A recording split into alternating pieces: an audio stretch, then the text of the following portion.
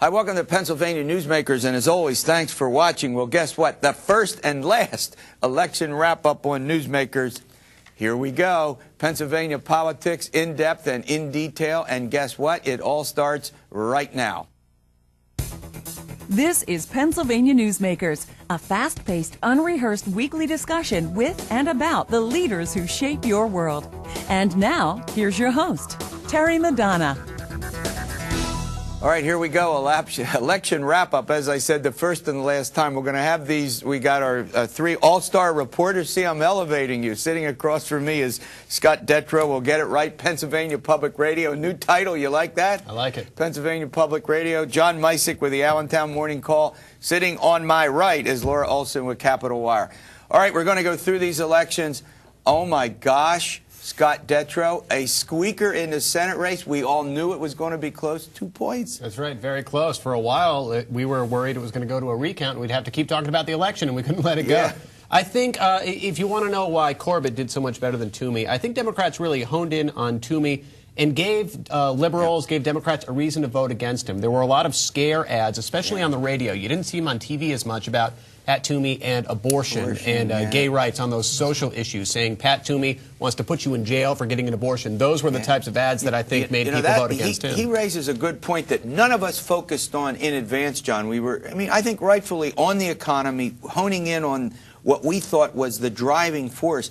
But in the end, that probably helped Joe Sestak a bit. Do you agree with that? I do. There are the sort of the wedge issues that we didn't really, that Scott alluded to, that sort of flew under the radar, that did scare Democratic voters. You had a large turnout in Philly, something like 40%, who all came out for him, and that definitely gave him a rise. Yeah, but it certainly wasn't enough. The overall turnout about 45%. Once the rural counties came in, that was about it. Look, you followed these campaigns. Did Joe Sestak, the Energizer Bunny, you think some of it had to do with the fact that he was here, there, and everywhere, and relentless, right? Oh, yeah. I think one of the wrap-up stories the next day in one of the Pittsburgh papers called it a schizophrenic campaign on one level, that he literally was all over the place. He was talking to voters. He was out shaking hands. All those profiles definitely described him as someone who would work the rope lines and go up and down parade routes. And people just kind of seemed to like him as a person, too. The people I talked to on Election Day who came out and voted for him in the Pittsburgh area said they liked that he had his naval experience, that he was an admiral, that he had that responsibility, and they thought, if he could do that,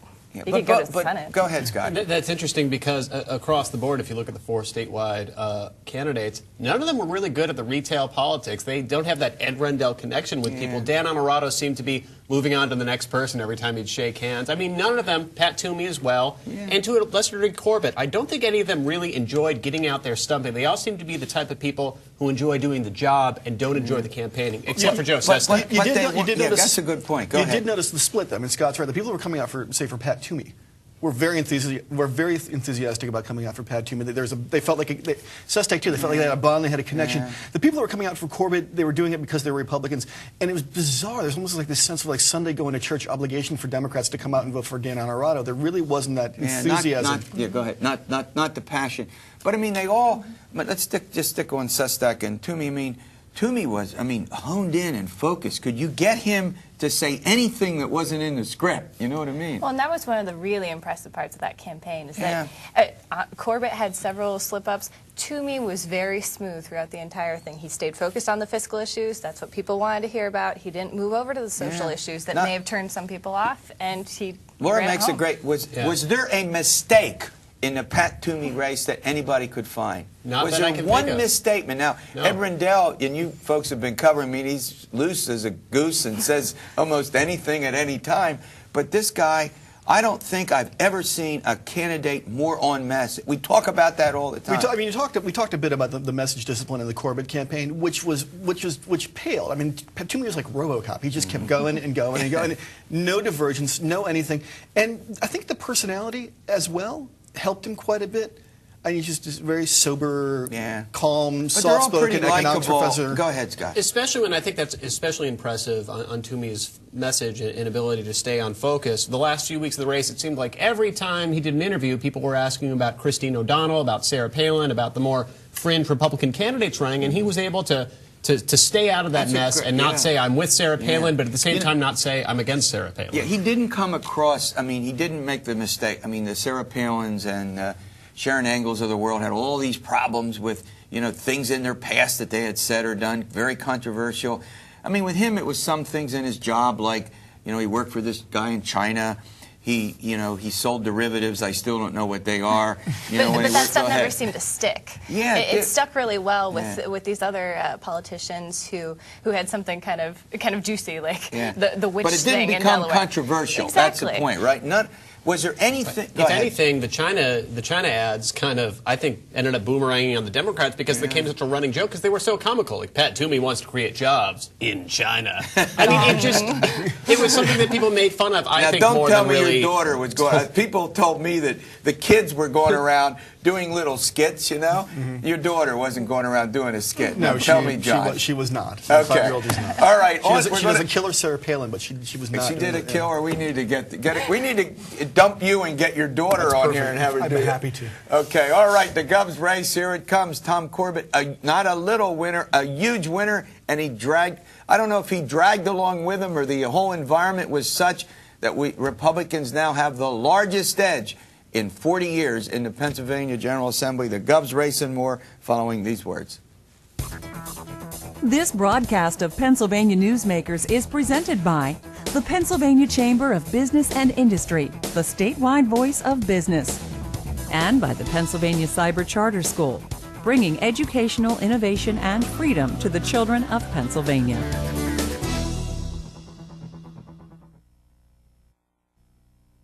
This broadcast of Pennsylvania Newsmakers is presented by PAConstructionJobs.com. For more information about rewarding careers in the highway construction industry, visit PAConstructionJobs.com. And by the Pennsylvania Manufacturers Association. Business in Pennsylvania is our business. Welcome to back to PA Newsmakers, the first and last election wrap-up. There will be no talk on this program about politics after this for at least, a week? All right. The governor's race, wow. Only thing everybody can say is sort of a collective wow, right. Scott Detrow. The size of that victory, even though a lot of the polls, double digits, go ahead. Just look at Allegheny County. Tom Corbett won Allegheny County. I think that's the most impressive thing. That's the one county I was looking at through the night. Once we saw that Philadelphia turnout wasn't going to be what Dan Honorado needed. Right. You look at that, it got closer and closer and closer, and then Corbett wins Allegheny County, a Democratic county, Honorado's home turf. Of course, Corbett's from there too, but Honorado's the county executive. Yep. Won it by 600-some votes. I think we all saw it coming, covering the Corbett campaign the last 2 days. There was more and more of an inevitability. I got the sense that Tom Corbett knew he was going to be governor. He wasn't the best campaigner through the course of the campaign, but the last few days there was a confidence there that I hadn't seen before on the stump. Well, you saw it on the flip side in the Honorado rallies in those final days, too. The crowds get sparser and sparser and sparser. Sunday afternoon, he's in Abington doing retail politics to a pizza place with like 6 people in it. There's a rally at Harrisburg High School, 60, 75 people. You can always tell in those final hours when they've pretty much given up. Yeah, talking about a front-runner strategy, I mean, Corbett, and I can't blame him. I mean, if I were running and I had an 8 or a 10 or a 12-point lead, I don't know that I would meet with you folks either. Don't take that personally. We didn't take it personally. But you know what I mean. I mean, is that true? Out on the stump, he had a couple gaffes, but not running that controlled, very almost remote. This is my way. I won't move from my agenda. Yeah, and then when you got in there to the end, he was pushing for the voters to come out, but they had some high names in there bringing out voters. And when you look at the map at the end, he won 63 counties. 63 counties in Pennsylvania. Honorado won, I think, 2 of the southeastern counties, Montgomery County and I believe it was Delaware County. He won Lackawanna County and Philadelphia by like 82%, I believe it was. Yeah. So the vast majority of his votes came from that one county down in Philadelphia, and it just didn't spread out from there. Now, the other thing about him was, and we'll get into this in greater detail in later shows. We'll have you guys back when you're covering these, covering them. No one is quite sure where he's going to take the state. I mean, generally we know, but there's not a lot of. Yeah, but not a lot of specifics, right? There is a. After you. Thank you. I mean, there's a massive amount of work ahead of him. If you think about about what the magnitude of the problems that are going to confront him. What's made that even more difficult is that he did not go into with any degree of specificity how he intended to confront all of those. It's a real gray area. But that's also an advantage in a sense, because even though he took the no tax hike pledge, he has some maneuverability because he's not locked in on a lot of issues to a certain prescription, right? And he mentioned the big problems in his victory speech on Tuesday night. He said, he mentioned the deficits that are to come, specifically the pension problem, billions of dollars due in the coming years, and he's going to have to face that. He said Tuesday night, I'm going to make the decisions that are best for Pennsylvania, not that are best for my political career, and I don't care if I get reelected. Of course, that's the type of thing you say after you win, and we'll see what he does once he takes office, whether he's taking those political turns or whether he's really tackling these problems. We do know that he's got a partner in the House of Representatives and the Senate. The House flipped Republican. They've got a big advantage, as you said before, biggest in decades. So he's going to have an easier time of putting this program through. At least it appears that way. But go ahead. And those House Republicans, a lot of those new Republicans were running on some of the same things that he was running on. They're running on this lower spending, lower taxes, business climate, making the business climate more friendly message. It was really those three planks, which were his key planks, that were sending these House Rs into the General Assembly. Yeah. So go. So go ahead. No, the point, just to pick up on this, is he does have an agenda. He wants to sell the liquor stores. We'll see if he wants to do a 10% cut. We do know that in general. I guess that depends on the budget. But go back to Laura and Scott's point. He might have a more conservative House. Yeah, you saw that yesterday. In fact, the House Republican leadership held a press conference in the Capitol, and they're already beginning to mobilize around those very issues. They're already talking about pensions and budget cutting, and all of the rhetoric that you saw Corbett and those candidates employ on the stump, they're already moving in that direction. And I think one sign that that Sam Smith and Republicans may be willing to work with Corbett was Smith. New Speaker will probably be the new Speaker of the House, a Republican. Go ahead. Right. He said at the end of the press conference yesterday, he said, I'd also take a serious look at reducing the number of seats in the House, in the General Assembly. Everybody will smile at this. Right, and this is a thing that both Honorado more than Corbett, but they were both talking about, we're going to form the legislature, we're going to reform the legislature, and everyone said, yeah, sure you are, because people are really going to vote to eliminate their seats. Hold on a minute. Yeah, I understand on that one, but but do you folks think that he is dead serious about some of these big changes, a la Chris Christie? I mean, I'm going to say, just say yes or no. He says the first thing that he's going to do is send a reform plan to the legislature. So hopefully we will get a look at whether he's serious within the first couple days. But do you think now, based on what you've covered this campaign, do you think he is serious about this? They all talk about reform. Let's draw the line. I think he is in earnest about it, and that he will probably send that to it. But inevitably what always happens is the magnitude of the fiscal problem swallows up the reform stuff, and that inevitably gets sidetracked. We're going to break. I want to continue this. When we come back, I want to pick up Congress. 5 Democrats lost their seats, the biggest sweep in recent history, even bigger than 2006 when the Republicans lost 4 seats. Back with more of our election analysis following these words. This broadcast of Pennsylvania Newsmakers is brought to you by Pennsylvania Credit Union Association. Pennsylvania Credit Unions, where people are worth more than money. To find a credit union that is right for you, check out ibelong.org.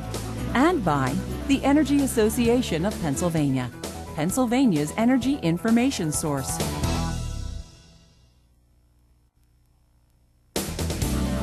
This broadcast of Pennsylvania Newsmakers is presented by the State System of Higher Education. 14 state-owned universities. The state system is the largest provider of higher education in Pennsylvania. And by the Hospital and Health System Association of Pennsylvania, working towards a healthy Pennsylvania. All right, here we go. The first and last election wrap-up. That's what I'm calling this show. I know I'm lying. I know this won't be true, folks.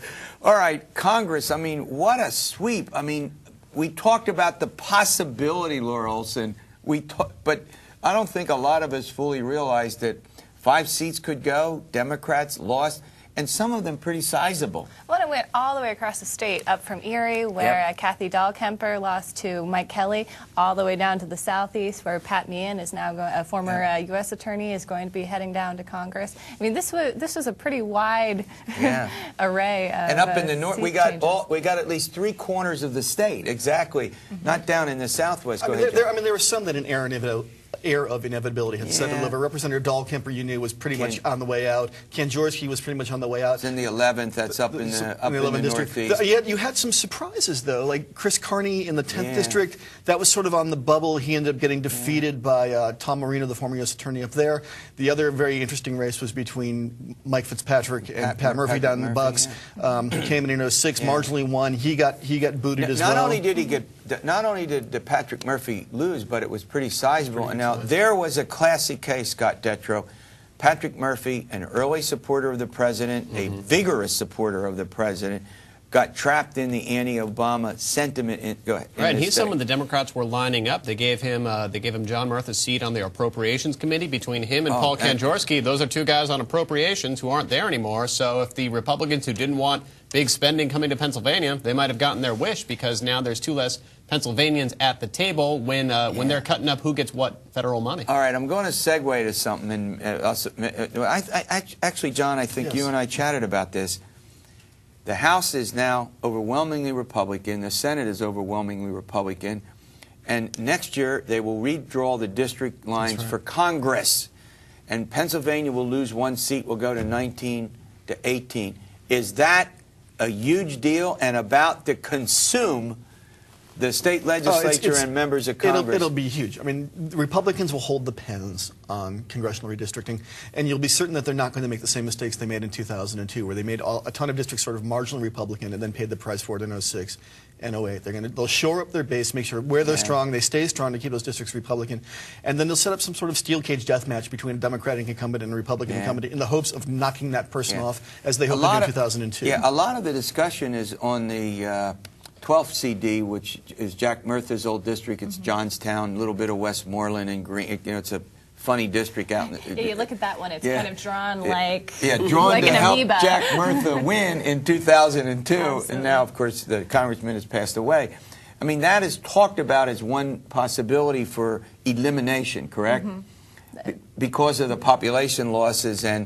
But what about this whole point about, you've got Tim Holden in the center part of the state, here in South Central PA where we're sitting.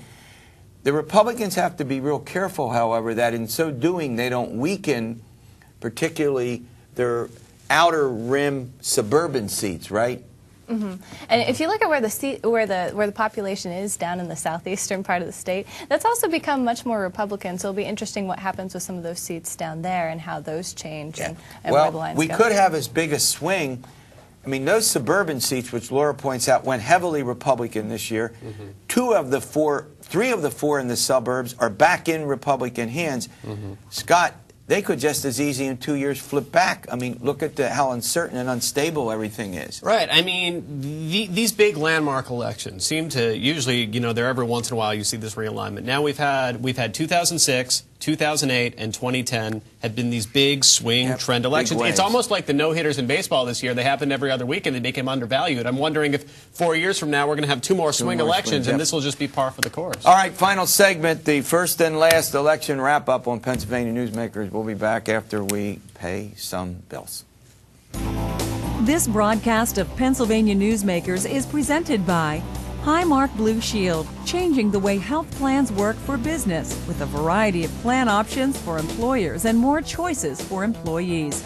Information is available at highmark.com. Have a greater hand in your company's health. And by the Pennsylvania Healthcare Association, the future of long-term care.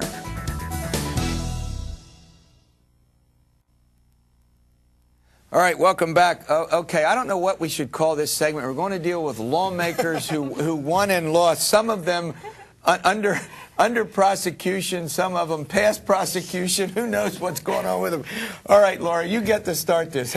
Go ahead.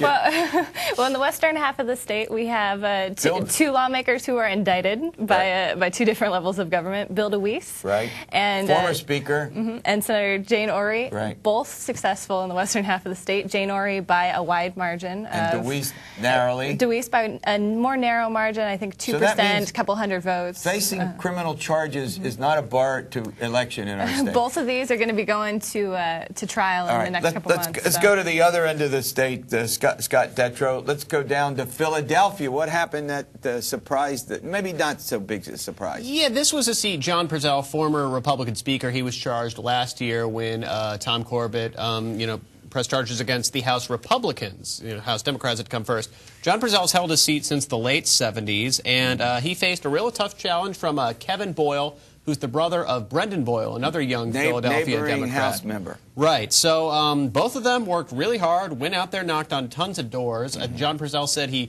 did the entire district twice, but he goes down, and people say it has a lot to do with the fact that the Democrats just pointed out this guy has been charged with tons of corruption counts. All right, you get to talk about the fourth big race. Imagine this, a majority leader of the state house from the Northeast, Hazleton, mostly a Hazleton district, he loses. So now, giant shocker. Todd Aitchis, the majority leader, gets knocked off by a woman named Tara Tuhill, sort of a Tea Party Republican, a relative political neophyte who was tireless and just kept going after Aitchis. Aitchis refused to debate her. She had a guy in a chicken suit outside his office holding a sign saying, "Why no debate, Todd?" A week before the election, she goes on local TV with an empty podium, and then the guy in the chicken suit comes out.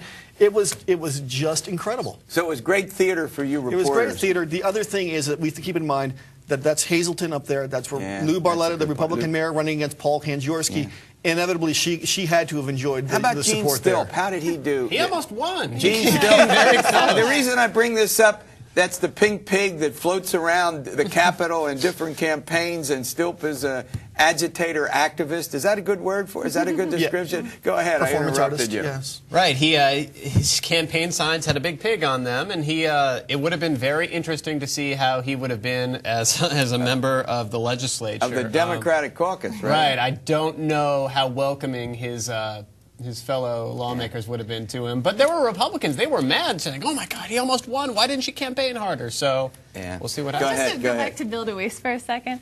Purcell, who was indicted by Corbett's office, went down. Aitchis, who had been associated but not actually indicted, went down. But Bill DeWeese, who has yet to go to trial and was charged by Tom Corbett, is going to be in there to work with Tom Corbett in the governor's office. So that sets up a really fun, or not work with. And Senator Orey returns to her leadership position. No, she had to step down. She stepped down. She's back in the Senate, but not leadership. All right, go ahead. I think we're out of time. They're in my ear. Get out of it. Look, I want to thank you for a great update. Now, when you're coming back in subsequent shows, we'll deal with this big agenda that Tom Corbett will have.